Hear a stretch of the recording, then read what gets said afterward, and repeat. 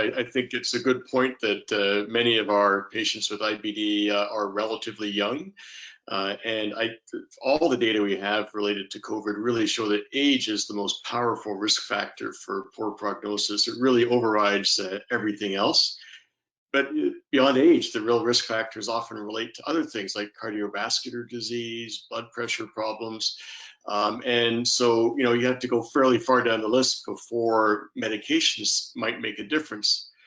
I would also point out that the early data from the Chinese experience, I mean, there are a lot of people in China with IBD, and there was a suggestion from a lot of the larger IBD centers in China that they weren't seeing infections in patients with IBD. Now, that was early days, and obviously we need more data, and we certainly don't have a lot of data yet about IBD patients outside China, in Europe, and in Canada.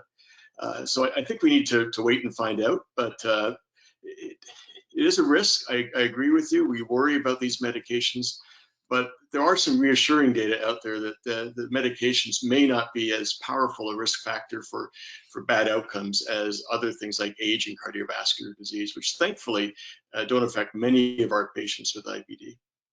And John, if I could add, there's a paper that was published in Lancet about a week or so ago from a cohort of 300 patients with inflammatory bowel disease living in the Wuhan province in China, where it was the epicenter of the infection.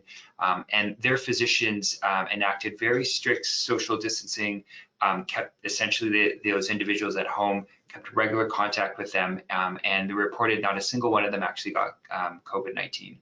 And so I think that's a good clue to us on the most important things that we need to do, which is really just helping our patients with IBD stay at home